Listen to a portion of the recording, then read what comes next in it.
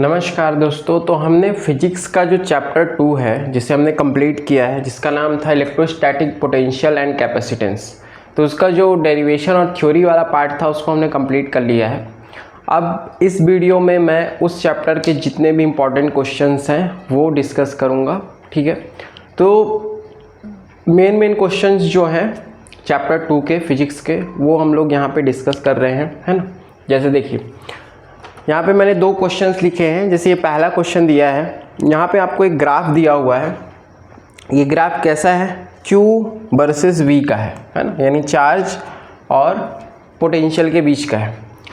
तो और इसमें 2 स्लोप बनाए हैं हमने, A और B स्लोप बना है। ठीक है, देखिए जो हमारा कैपेसिटेंस होता है C इज इक्वल टू क्या होता है? Q अपॉन V, है ना। यानी कि जो स्लोप है ये स्लोप आपके कैपेसिटेंस को ही डिनोट कर रहा है।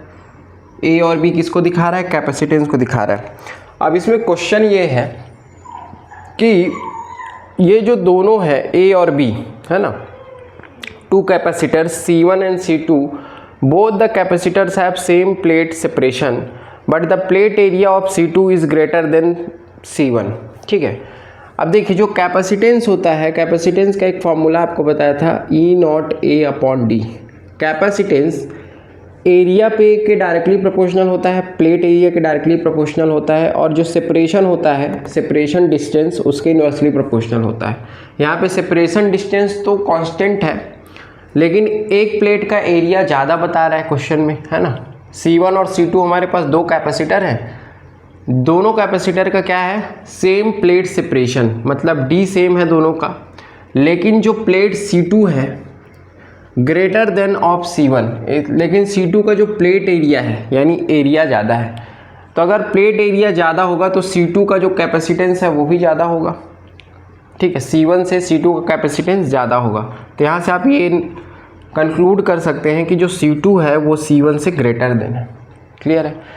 अब इन दोनों को देखिए, स्लोप A और स्लोप B को।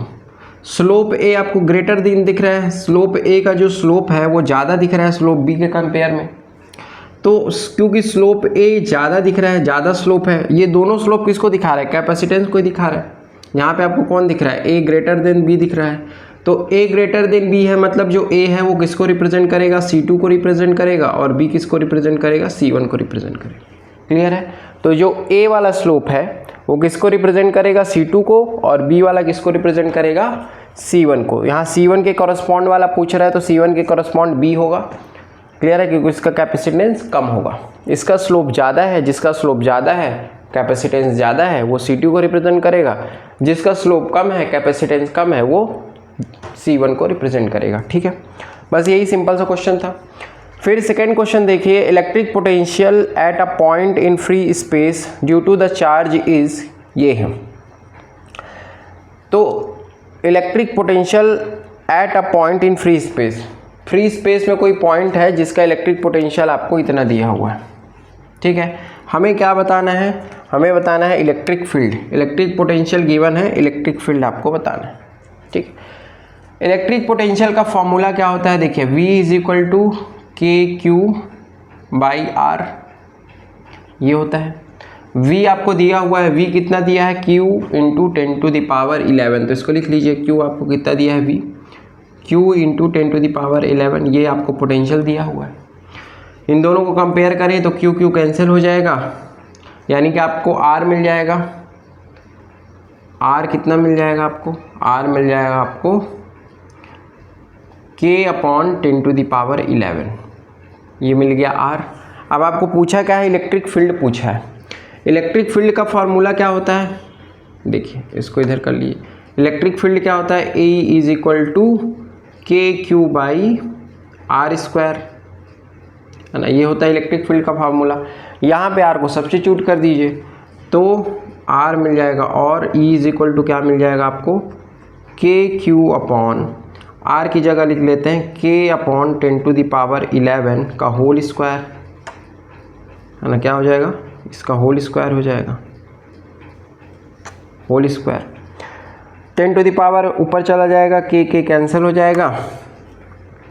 ठीक है, तो यानी आपको यहाँ E क्या मिल जाएगा? चलिए ऊपर वाला मैं मिटा देता हूँ, तो ई निकाल लेते हैं सेकेंड क्वेश्चन का।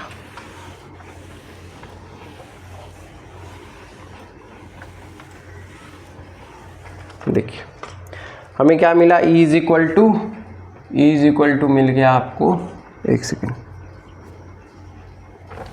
क्या मिला, E is equal to K Q upon K square upon 10 to the power 11 का स्क्वायर। ठीक, ये ऊपर चला जाएगा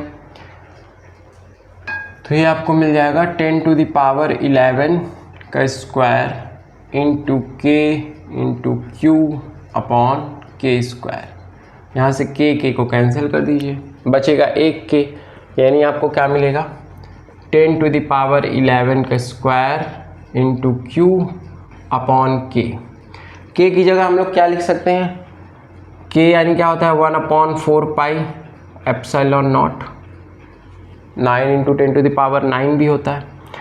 ठीक है, ये ऊपर चला जाएगा।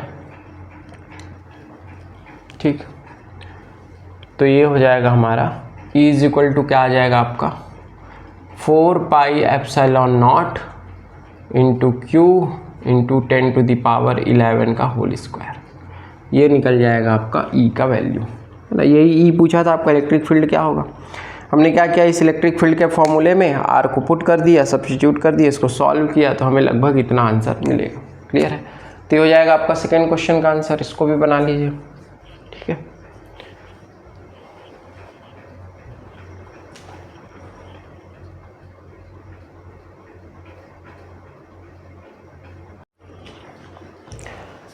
यहाँ पे मैंने दो और क्वेश्चन लिखे हैं। देखिए क्वेश्चन नंबर 3 क्या बोल रहा है, द डायग्राम शोज रीजन और इक्विपोटेंशियल। देखिए हमने यहाँ पे 4 इक्विपोटेंशियल बनाए हैं।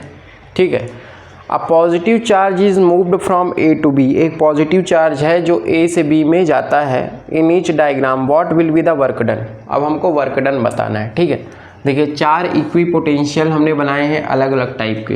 एक ये इक्विपोटेंशियल, एक ये है, ये है, ये। हम यहाँ पे क्या हो रहा है कि एक पॉजिटिव चार्ज है जो ए से बी में मूव कर रहा है। यहाँ पे भी ए से बी में जा रहा है, यहाँ से भी ए में भी जा रहा है, यहाँ से भी। तो पॉजिटिव चार्ज जब इक्विपोटेंशियल में मूव करता है तो वर्क डन क्या होगा पूछ रहा है। इक्विपोटेंशियल में क्या कोई पोटेंशियल डिफरेंस होगा? ये क्या दिया है कि ये एक इक्विपोटेंशियल है। अगर ये सब ये इक्विपोटेंशियल हैं तो क्या कोई पोटेंशियल डिफरेंस होगा? नहीं।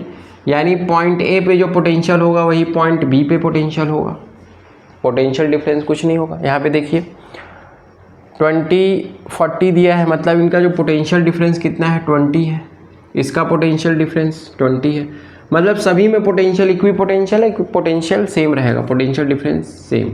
ठीक, अगर पोटेंशियल डिफरेंस सेम है, इक्विपोटेंशियल है, पोटेंशियल सेम है, पोटेंशियल अगर सेम है तो W इज इक्वल टू क्या होता है Q डेल B, है ना। और हमारा ये चेंज इन पोटेंशियल क्या हो रहा है, सेम है, इसमें कोई चेंज है ही नहीं, यानी कि चेंज कुछ हो ही नहीं रहा है, ये ज़ीरो है। तो अगर कोई चेंज पोटेंशियल पे नहीं हो रहा है यानी कि W इज इक्वल टू क्या हो गया, zero. Change in potential zero है, कोई चेंज नहीं हो रहा है, मतलब कि इन सभी में जो वर्क डन होगा वो सेम। चार्ज तो है ही, तो जो वर्क डन है वो किस पे डिपेंड करता है, पोटेंशियल पे, चेंज इन पोटेंशियल पे। यहाँ पे कोई भी चेंज इन पोटेंशियल नहीं है। इक्विपोटेंशियल मतलब पोटेंशियल सब में सेम है, हर पॉइंट पे पोटेंशियल सेम है। अगर हर पॉइंट में पोटेंशियल सेम रहेगा यानी चेंज इन पोटेंशियल ज़ीरो होगा, यानी उसका वर्क डन क्या हो जाएगा, वर्क डन क्या रहेगा, सेम फॉर ऑल 4 केसेस। सभी केसेस के लिए क्या होगा, same for all 4 cases, same for all 4 cases.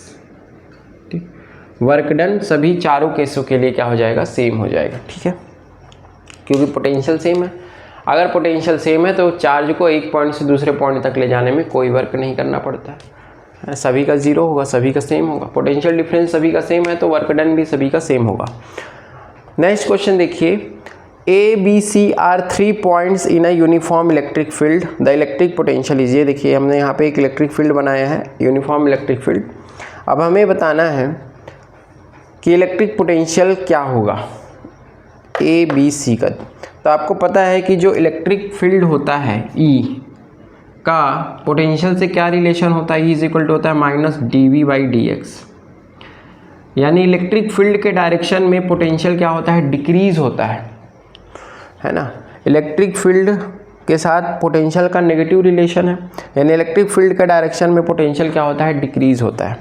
यानी कि सबसे कम इलेक्ट्रिक पोटेंशियल किसका होगा, ए का होगा, उसके बाद सी का होगा और बी का सबसे ज़्यादा होगा। यानी कि जो पोटेंशियल है वो सबसे ज़्यादा बी का होगा, उसके बाद सी का होगा और सबसे कम किसका होगा, ए का। क्योंकि इलेक्ट्रिक फील्ड का डायरेक्शन इधर है और इलेक्ट्रिक फील्ड के डायरेक्शन में जो पोटेंशियल होता है वो क्या होता है, डिक्रीज होता है। तो सबसे कम इसका होगा, इसका होगा, इसका सबसे ज़्यादा होगा। क्लियर है। तो ये याद रखिएगा, इलेक्ट्रिक पोटेंशियल का इलेक्ट्रिक फील्ड के साथ कैसा रिलेशन है, नेगेटिव रिलेशन है। यानी इलेक्ट्रिक फील्ड के डायरेक्शन में पोटेंशियल हमेशा क्या होता है, डिक्रीज होता है। इलेक्ट्रिक फील्ड के डायरेक्शन में पोटेंशियल हमेशा याद रखिएगा डिक्रीज होता है। क्लियर है।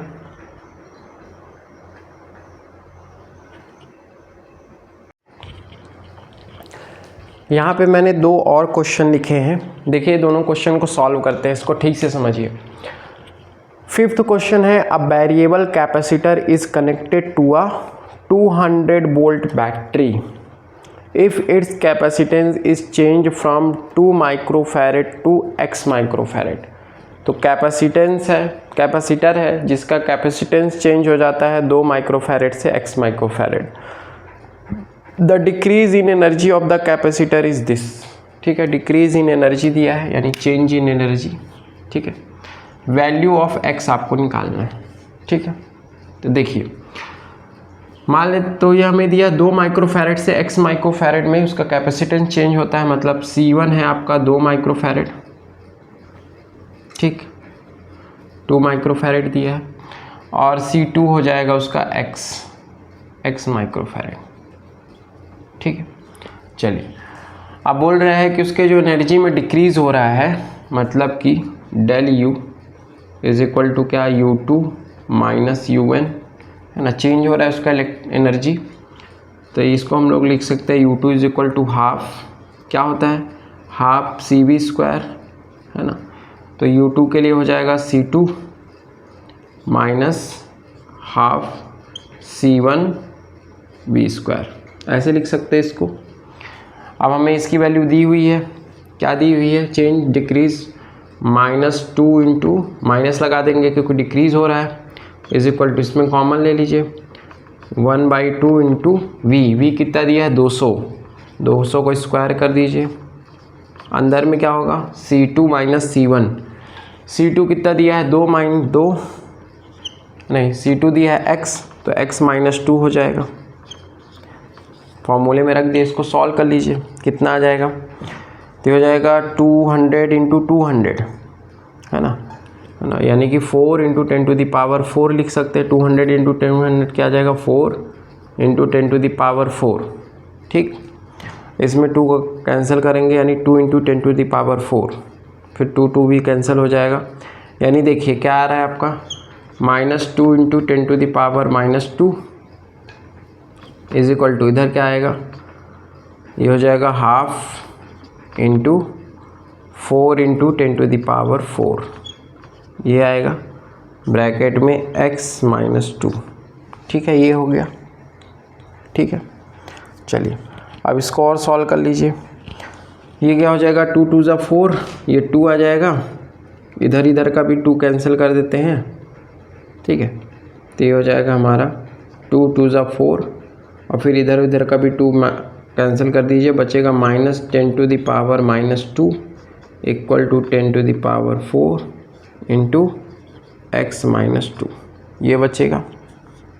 ठीक है, अब इसको अगर हम इधर ले जाएं तो हो जाएगा 10 टू द पावर -6 है ना, माइनस इसके पॉन में चला जाएगा, तो 10 टू द पावर 4 है ना, 10 टू द पावर 4 ऊपर जाएगा तो 10 टू द पावर, ये इसको इधर ले आएँ, ये इसको इधर ले जाते हैं, तो ये हो जाएगा आपका इक्वेशन। आप इसको सॉल्व करेंगे तो ये आएगा आपका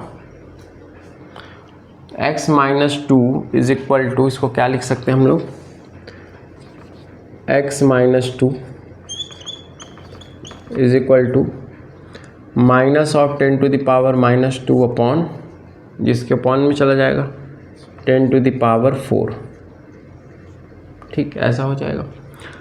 इसको लिख सकते हैं minus of 10 to the power -6, यानी x - 2 इज इक्वल टू क्या आ जाएगा, minus of 10 to the power -6। ये इतना आ जाएगा। अब हमें x की वैल्यू बतानी है, यही क्वेश्चन था। हमें क्या करना है, x की वैल्यू।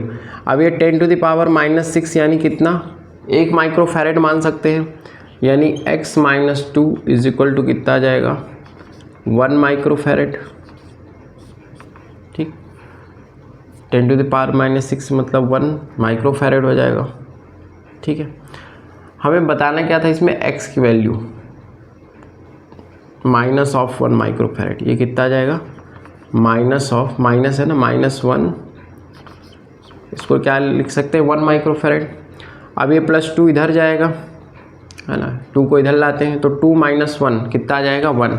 यानी आपका x की वैल्यू कितनी आ जाएगी, किसके बराबर है, 10 टू द पावर -6, 1 माइक्रोफैरेड के बराबर है। तो यहाँ से आप x की वैल्यू क्या निकालेंगे, x इज इक्वल टू -1 + 2, यानी कि 1 बचेगा, यानी 1 माइक्रोफैरेड। यानी x की वैल्यू आपकी आ जाएगी 1 माइक्रोफैरेड। ठीक है, x की वैल्यू क्या आ जाएगी, 1 माइक्रोफैरेड। मतलब कि कितना डिक्रीज़ होगा, 2 माइक्रोफैरेड से 1 माइक्रोफैरेड डिक्रीज़ होगा। ये x - 2 है, ये दोनों किस में थे, माइक्रोफैरेड में, ये भी माइक्रोफैरेड में आ गया। क्लियर, ऐसे करके आप इसको बना लेंगे। ठीक है, इसको लिख लीजिए, 1 माइक्रोफैरेड के बराबर हो जाएगा। ठीक है, तो ये करके आप बना सकते हैं। तो ऐसे आ जाएगा आपका आंसर। हमें क्या बताना था, x की वैल्यू आ जाएगी 1 माइक्रोफैरेड। इसको हमने कैसे बनाया, हमें जो पोटेंशियल डिक्रीज इन एनर्जी का डिफरेंस दिया हुआ है, कितना दिया उसको लिख लिया, एनर्जी का difference 2 × 10 to the power -2। Energy difference क्या होगा, U2 - 1 UN, मतलब कि ये स्क्वायर C2 - C1, बाकी को बाहर कर देंगे, C2 - C2 x है, C1 2 है, माइक्रोफैरेड में है दोनों। V 200 दिया है का स्क्वायर, इसको सॉल्व किए, है ना, x - 2, ये कितना आएगा, 10 टू द पावर -6 आएगा, x - 2 × 10 to the power is equal to minus of 10 to the power -6 आएगा। Minus of 10 to the power -6 मतलब 1 माइक्रोफैरेड की बात कर रहे हैं, इसको 1 माइक्रोफैरेड लिख सकते हैं। तो ये -2 इधर आएगा तो +2, 2 में 1 गया तो 1 बचा, मतलब 1 माइक्रोफैरेड बचेगा, तो ये 1 माइक्रोफैरेड। क्लियर है, तो ऐसे करके आप इसको बना सकते हो। ठीक है, तो ये क्वेश्चन हो जाएगा। इसके बाद नेक्स्ट क्वेश्चन बनाते हैं, क्वेश्चन नंबर 6। चलिए इसको मिटा देता हूँ। नेक्स्ट हम लोग बनाते हैं क्वेश्चन नंबर 6।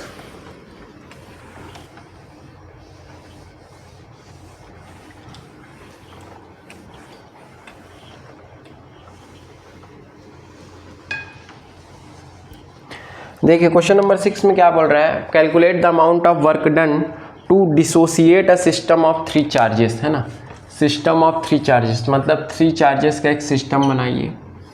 ठीक, ये यहाँ पे 3 चार्जेस का सिस्टम कितना है इसका, 1 माइक्रोकूलाम, एक और है 1 माइक्रोकूलाम, और एक है हमारा -4 माइक्रोकूलाम।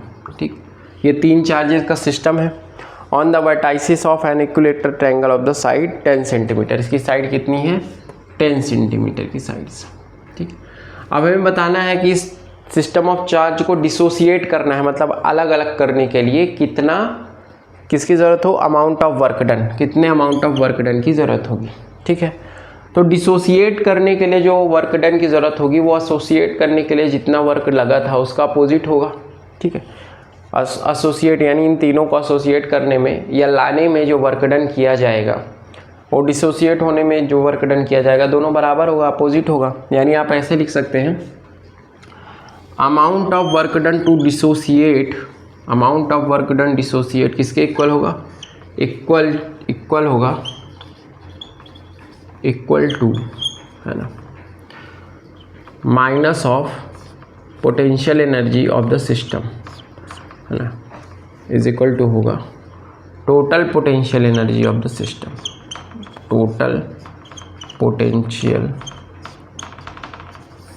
Energy of the system, energy चलिए इसको मैं समझा देता हूँ कैसे। जैसे देखिए, किसी भी चार्ज को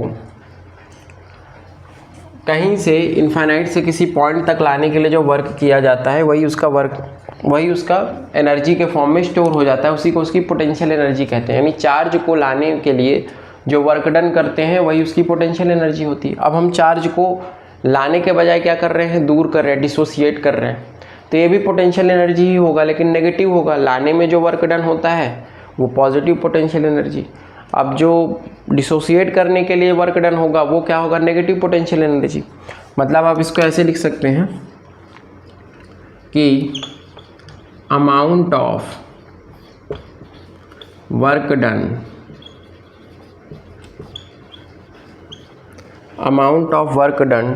two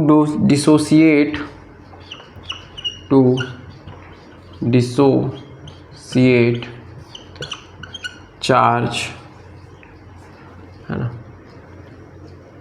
charges, system of charges को डिसोसिएट करने के लिए जो वर्क डन होगा वो होगा negative of total potential energy of the system,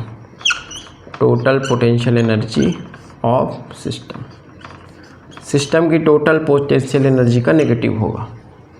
लाने में जो वर्क डन होता है उसको पोटेंशियल एनर्जी कहते हैं। अब डिसोसिएट करने में जो वर्क डन होगा वो नेगेटिव पोटेंशियल एनर्जी हो जाएगा। क्लियर, ठीक है, तो ये हो जाएगा। तो हमें क्या करना है, सबका पोटेंशियल एनर्जी निकालना है, फिर क्या करना है, उसमें माइनस चार्ज लगा देना है। ठीक है, तो total potential energy of the system मान लेते हैं ये हमारा 1 है, ये 2 है और ये 3 है। 3 चार्जेस हैं, पहला दूसरा, जैसे पहला चार्ज, ये दूसरा चार्ज और ये मान लेते हैं हमारा तीसरा चार्ज। ठीक, पहले और तीसरे के बीच में जो डिस्टेंस है वो r13 है, पहले और दूसरे के बीच में जो डिस्टेंस है r12 है, और दूसरे और तीसरे के बीच में डिस्टेंस है वो r23 है। ठीक, अब इन सभी में पोटेंशियल एनर्जी का फॉर्मूला लगा दीजिए। क्या होता है, पोटेंशियल एनर्जी, पहले और दूसरे के बीच में जो पोटेंशियल एनर्जी होगी क्या होगी, है ना, Q1 Q3, यानी मान लेते हैं Q3 है अपॉन R13। ठीक, ये हो जाएगा इन दोनों के बीच की पोटेंशियल एनर्जी, प्लस 2 पहले और दूसरे के बीच की पोटेंशियल एनर्जी क्या हो जाएगी, Q1, इसको Q2 मान लेते हैं, इस पे चार्ज Q2 अपॉन इन दोनों के बीच में डिस्टेंस R12, प्लस इन दोनों के बीच का जो पोटेंशियल एनर्जी होगा वो क्या होगा, Q2 Q3 अपॉन R23। ठीक, तीनों को हमने लिख लिया पोटेंशियल एनर्जी को। अब क्या करना है, तीनों पोटेंशियल एनर्जी यानी कि पहले और दूसरे के बीच की पोटेंशियल एनर्जी, पहले और तीसरे के बीच की, पहले और दूसरे के बीच की, और दूसरे और तीसरे के बीच की, तीनों के बीच का जो पोटेंशियल एनर्जी है तीनों को हम लोग लिख लेंगे, तीनों को सम कर देंगे। ठीक है, देखिए इसमें k को कॉमन ले लेंगे। अब इसको आप सॉल्व करते जाइए, देखिए क्या आंसर आएगा। ठीक है, देखिए k को हम कॉमन ले लेते हैं, अंदर में क्या बचेगा, Q1 into Q2, Q1 into Q3, इनके बीच Q1 कितना है 1 माइक्रोकुलाम, Q3 है 4, तो 1 इंटू -4 माइक्रोकुलाम है तो माइक्रोकुलाम ही रहने देते हैं। डिस्टेंस सबका सेम है 10 सेंटीमीटर, है ना, मीटर में चेंज करेंगे तो अपॉन 100 से डिवाइड कर देना, 0.1 मीटर आ जाएगा। ठीक, तो अगर मीटर में चेंज करेंगे तो ठीक है, नहीं तो 10 सेंटीमीटर है तो सेंटीमीटर में रहने दो, तो सेंटीमीटर में सबको रहने दो। ठीक, चलो मीटर में चेंज करेंगे तो 0.1 आ जाएगा, प्लस दूसरे का कितना है Q1 इंटू Q2, इसका है 1 इंटू 1 माइक्रोकुलाम है तो माइक्रोकुलाम ही रहने देते हैं, अपॉन इसका भी 0.1, प्लस तीसरे का कितना है Q2 Q3 यानी कि 1 into -4 same upon 0.1।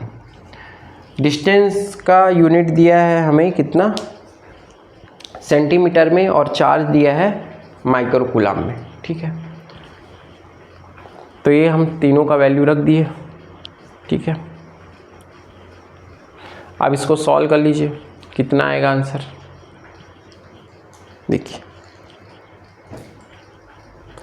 Micro coulomb को अगर आपको कूलाम में चेंज करना है तो चाहे आप कर सकते हैं, या हमने माइक्रो कूलाम में ही लेके रखा है। ठीक है, इन सब को सॉल्व कर लीजिए। -4 ये दोनों तो सेम ही है, तो 2 से इंटू हो जाएगा, +1 है ना, दो सेम ही है और एक क्या है +1। अब इसका जो भी आंसर आएगा इसको सॉल्व करने पे, उस पर आप क्या करिएगा, माइनस साइन लगा दीजिए।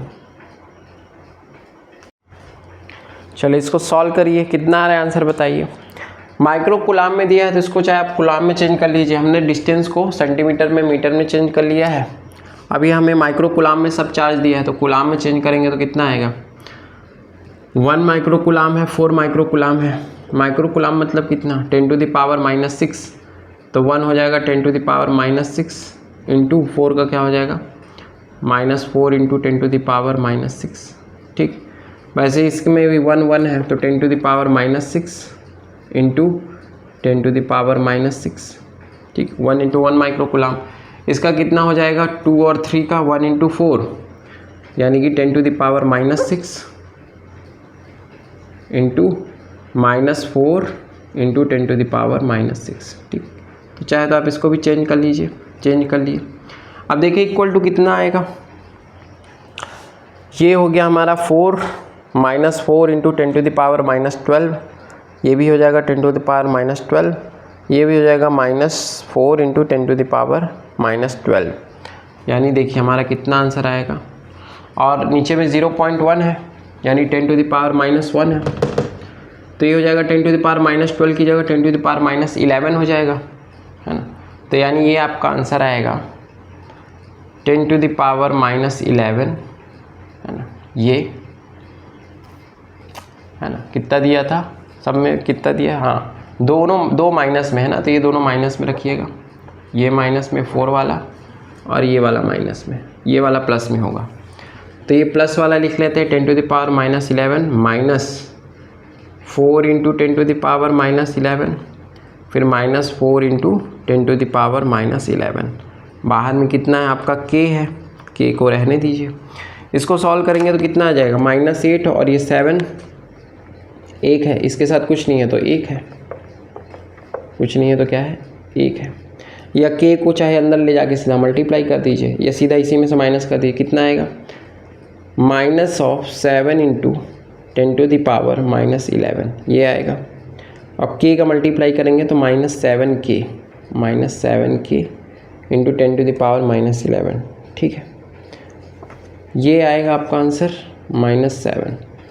अब देखिए बाहर में क्या है, k से मल्टीप्लाई है, तो k यानी कितना, 9 इंटू 10⁻9 कर दीजिए, 9 इंटू 10⁻9, k की वैल्यू मल्टीप्लाई करिए, कितना आएगा 6.3, कितना आ जाएगा, -6.3 इंटू 10⁻, कितना 10 11 -2, 10⁻−2, इतना आएगा। ठीक, तो कितना हो गया 63 इंटू 10⁻−2, यानी इसको सॉल्व करेंगे तो कितना आएगा, 0.63 आएगा आपका आंसर, 0.63, कितना आ जाएगा 0.63 वोल्ट, कितना आ जाएगा 0.63 वोल्ट, यही होगा आपका आंसर 0.63 वोल्ट। क्लियर है, ऐसे करके आपको सॉल्व करना है। ठीक है, तो हमने क्या किया, पोटेंशियल एनर्जी निकाल लिया तीनों का। ठीक, अब ये माइनस को क्या करना था, नेगेटिव करना था, नेगेटिव नेगेटिव प्लस हो जाएगा, मतलब ये आंसर आपका फाइनली प्लस में आएगा, कितना आएगा -0.63। ये नेगेटिव में आ रहा था, नेगेटिव को मैं नेगेटिव का मल्टीप्लाई करेंगे तो ये जाएगा प्लस, तो 0.63 वोल्ट आपका आंसर आ जाएगा। क्लियर है, तो ऐसे करके आपको बनाना है। ठीक है, तो ये भी क्वेश्चन हो जाएगा आपका।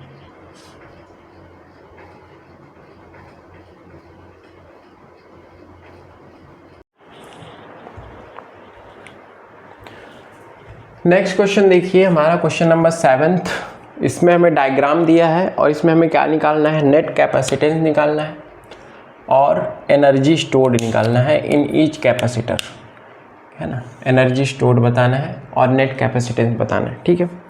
देखिए सबसे पहले आप नेट कैपेसिटेंस निकाल लीजिए। अब देखिए ये दोनों कैपेसिटर सीरीज़ में है, सीरीज़ में कैसे ऐड होगा, 1/30 + 1/30 कितना आ जाएगा, 2/30, यानी कि 1/15, यानी कि 15 आएगा टोटल, है ना। यहाँ का जो C आएगा क्या आएगा, Cn ऊपर का जो नेट आएगा वो कितना आएगा, 1/30 + 1/30 = 2/30, यानी कि 1/15, यानी C कितना आ जाएगा, 15 आएगा। तो ऊपर का भी 15 माइक्रो फैरेड, नीचे का भी 15 माइक्रो फैरेड। अब ये दोनों पैरेलल हैं, पैरेलल का सीधा जोड़ देंगे तो 15 + 15 30, मतलब कि आपका नेट कैपेसिटेंस कितना आ जाएगा, 30 माइक्रो फैरेड। डन।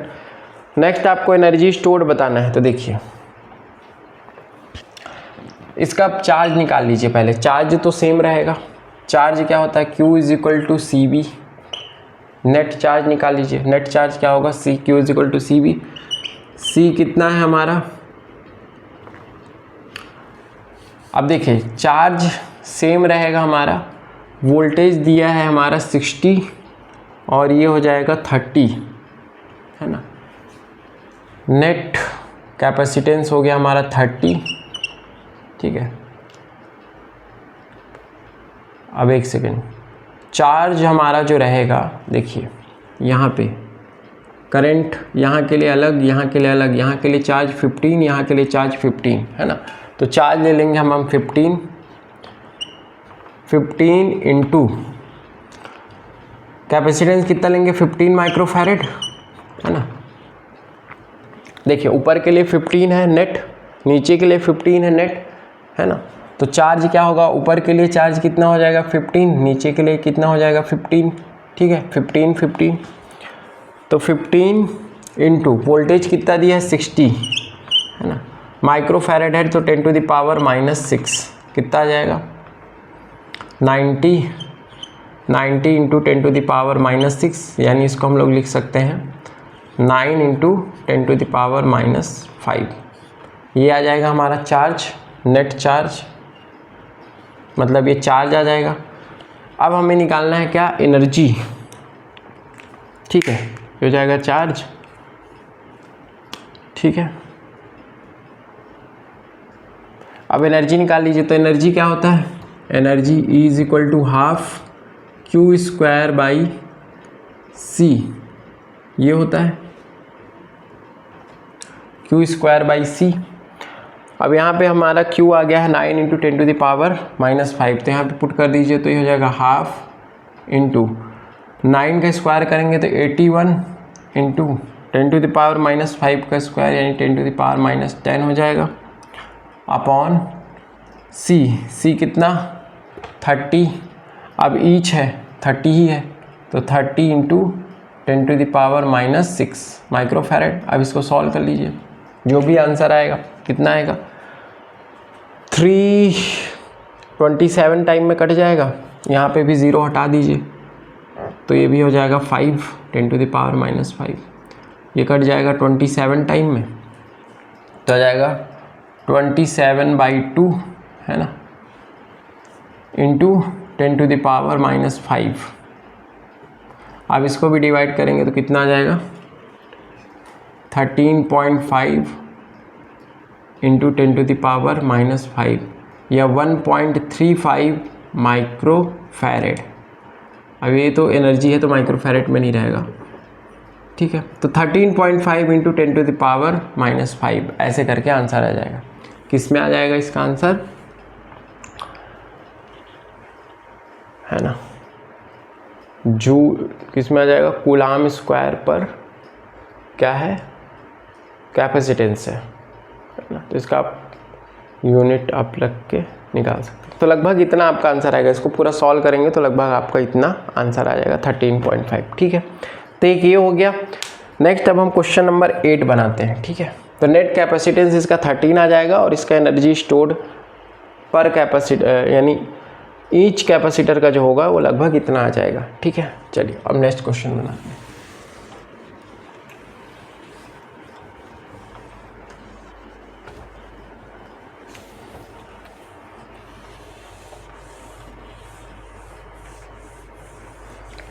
इसमें पूछा है सिर्फ नेट कैपेसिटेंस बताना है, तो ये तो सिंपल है ना।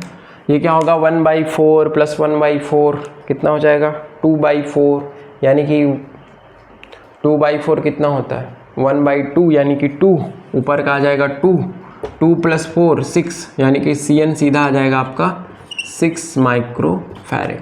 डायरेक्ट आप बना लेंगे, ये तो ये बन ही जाएगा है ना 6 माइक्रोफैरेड, तो डायरेक्ट है। चलिए उसके बाद नेक्स्ट बनाते हैं।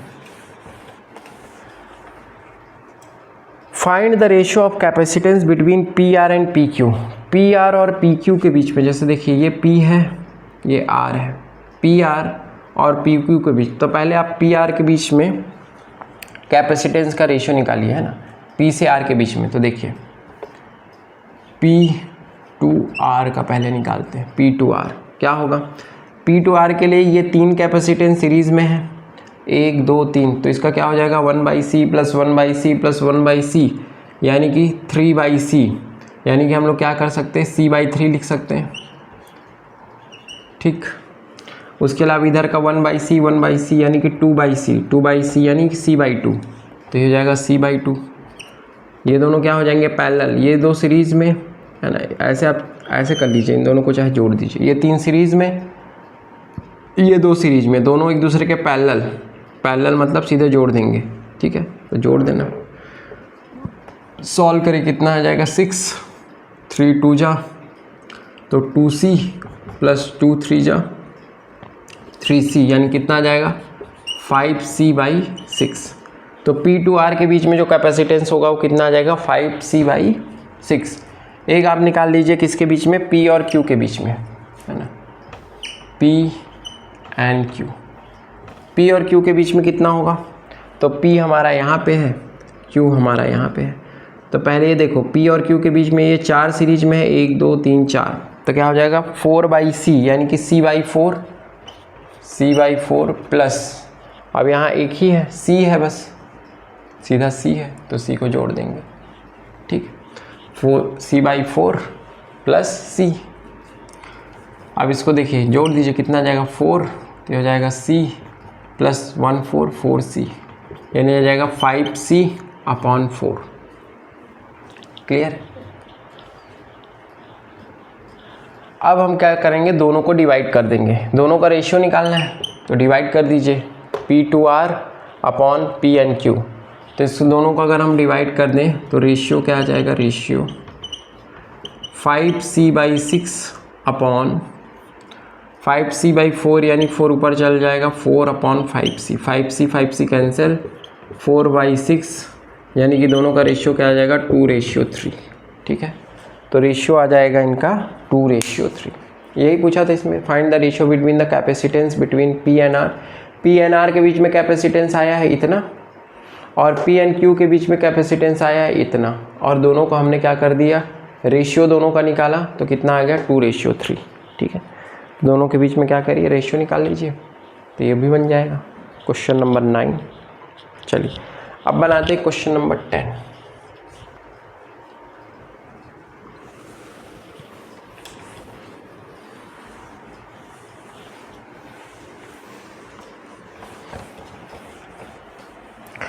देखिए 10th क्वेश्चन में क्या बोल रहा है, find the net capacitance and potential difference across each capacitor. Net capacitance निकालना है तो ये बहुत ही आसान है, 1/9 + 1/9 + 1/9 कितना हो जाएगा 3/9 या 9/3, तो 3 3 जा, तो क्या आ जाएगा 3 पिकोफैरेड। तो नेट कितना आ जाएगा आपका, नेट कैपेसिटेंस आ जाएगा 3 पिकोफैरेड। एक ये निकल गया। अब बताना है potential difference across each capacitor. ठीक, potential difference across each capacitor. तो देखिए Q = क्या होता है C/V। ठीक है, Q = C/V।